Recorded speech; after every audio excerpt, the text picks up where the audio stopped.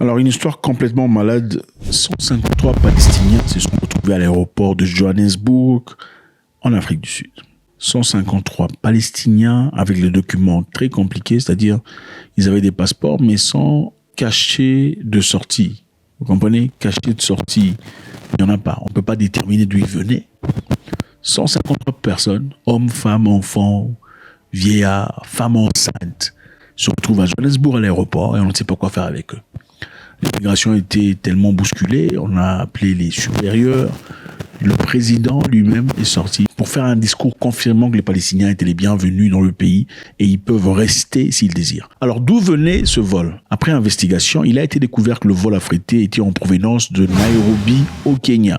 Arrivé à Johannesburg avec 153 personnes, les Palestiniens dont des familles, des enfants et une femme enceinte de 9 mois. Elle aussi, elle est tombée enceinte pendant la guerre. Tombée enceinte pendant la guerre. Comment ils ont fait ça? Waouh! Les agents d'immigration ont constaté l'absence de tampons de sortie délivrés par les autorités israéliennes. Évidemment, comment sortiriez-vous de Gaza sans l'affront d'Israël? Est-ce possible? Est-ce qu'on peut quitter Gaza sans que eux sachent que vous avez quitté Gaza? Où sont leurs facilitations? Point d'interrogation. Alors les passagers sont restés à bord de l'avion pendant 12 heures avant de les débarquer parce qu'il fallait savoir d'où ils venaient. C'était en provenance d'où? Bon, on sait premièrement que là-bas, on ne veut pas d'eux. Okay? On veut qu'ils partent. Ils veulent le terrain. Ils veulent rebâtir et faire autre chose. Alors, qu'est-ce qu'ils font? En général, naturellement, ils prendraient ces personnes, les enverraient dans un pays, quelque part, pays tiers. Okay? Et ici, on l'envoyait où? Au Kenya. Le Kenya a dit, ah non, nous, on ne veut pas. On envoie ça en Afrique du Sud. Pourquoi? Parce que les Sud-Africains, eux, sont apparemment très amicaux par rapport aux Palestiniens. D'ailleurs, ils sont partis à la Cour pénale internationale pour aller porter plainte contre le pays qu'on ne cite pas. N'est-ce pas? On les envoie là-bas. Donc l'avion était envoyé depuis le Kenya à partir de nulle part. Donc c'est-à-dire, on ne sait pas la provenance, première.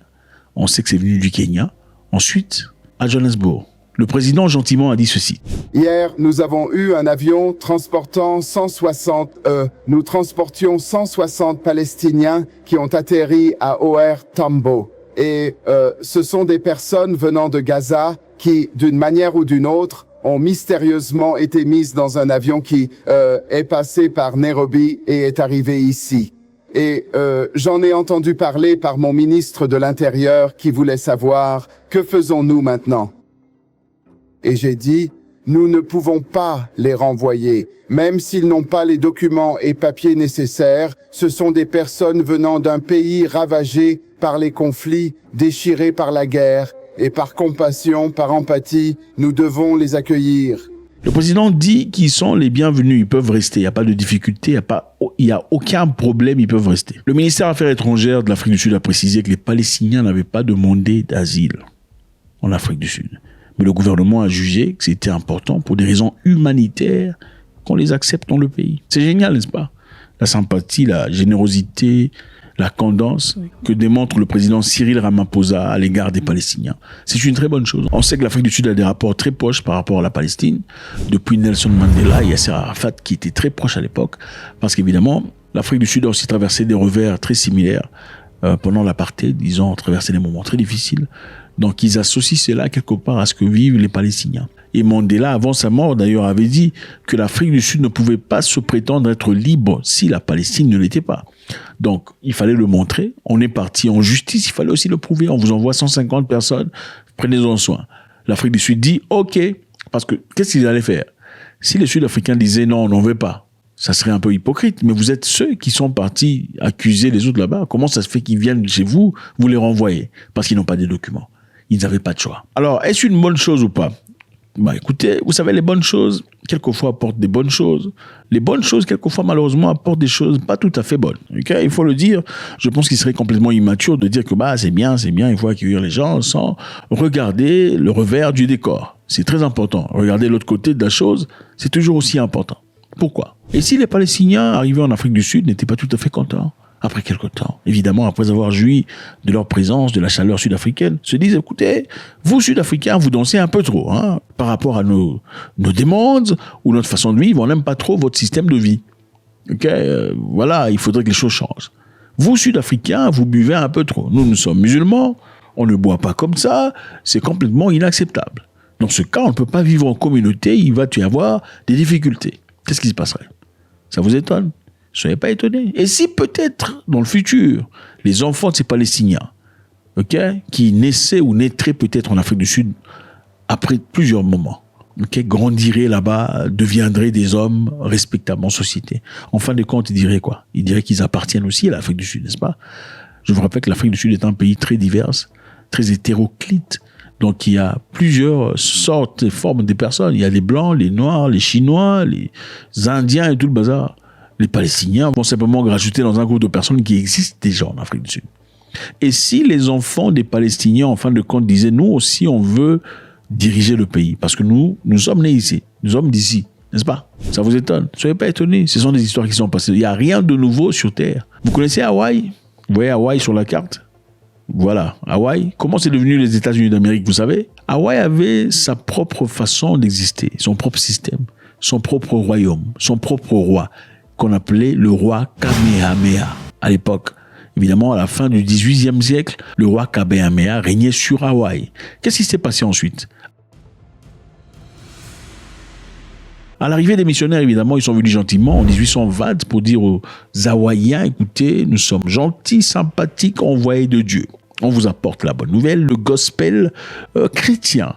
Monsieur, madame, ne vous inquiétez pas, on n'est pas bourré, on n'a pas besoin de prendre quoi que ce soit ou d'appartenir au tout le bazar. On sera là, on va créer quelques écoles pour éduquer vos enfants et nos enfants. Si vous désirez envoyer vos enfants, en tout cas, on n'a aucun problème avec vous. Les Hawaïens, comme ils sont gentils, comme les Africains en général, parce que les Africains ont été généralement très sympathiques, ou peut-être un peu trop sympathiques, il faut le dire, à l'égard des étrangers qui vinrent à l'époque, prétextant qu'ils venaient avec le gospel, n'est-ce pas? Et en fin de compte, c'était quoi? C'était une histoire sordide. Dans le cas de la Tanzanie, par exemple, les Allemands sont venus prêcher le gospel. Quelque temps plus tard, c'était plus le gospel, hein. Ils ont essayé de forcer les Tanzaniens à travailler dans les champs pour envoyer les revenus en Allemagne. Les Tanzaniens ont dit non, ça c'est chez nous. On vous a accueillis gentiment, sympathiquement. On vous a même donné parmi nos sœurs les meilleures. Pourquoi voulez-vous nous traiter ainsi? Et la guerre commença. Une brutale guerre entre les Maïmaï et les Mau et les Allemands. Les Allemands, finalement, ont fait quoi? Ils ont demandé de renfort. Ils sont venus bombarder complètement la Tanzanie à l'époque, le Tanganyika. Alors, continuons l'histoire d'Hawaï. Qu'est-ce qui s'est passé à Hawaï? Les colons et les missionnaires ont fait des enfants. Évidemment, vécu en communauté, ils ont fait des enfants.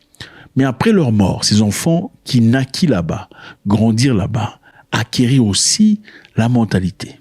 Mais avec un zeste européen. Évidemment, tu nais là-bas, mais tu es quand même européen dans la tête. Ils se disent, écoutez, nous, on n'aime pas la façon dont la monarchie dirige Hawaï.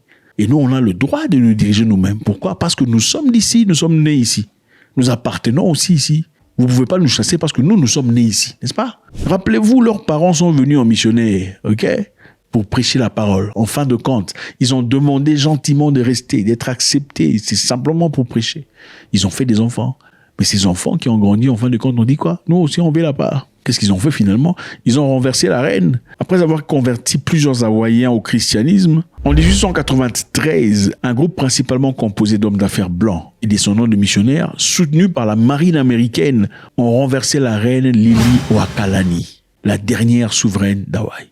C'était comme ça. C'est à partir de là, quelques temps plus tard, que les États-Unis, en 1898, que les États-Unis ont officiellement annexé Hawaï aux États-Unis. Et Hawaï est devenu les États-Unis d'Amérique. Rien de nouveau sur Terre. Et si les Palestiniens qui partent, c'est vrai, on ne dit pas qu'ils le feront, c'est hypothétique. S'ils partaient là-bas, en fin de compte, ils disent, écoutez, nous, on n'aime pas votre système, nous sommes musulmans, on n'aime pas la boisson que vous voyez. Nous, il faut qu'on crée un truc à nous. Vous faites quoi? Nous, en tout cas, votre système, bien qu'il y ait des musulmans ici, écoutez, votre style d'islam, on n'aime pas trop, c'est trop mou. Un peu comme Boko Haram avec les autres. Les Boko Haram, apparemment, tuent aussi les musulmans, hein, parce qu'ils sont trop mous par rapport à eux.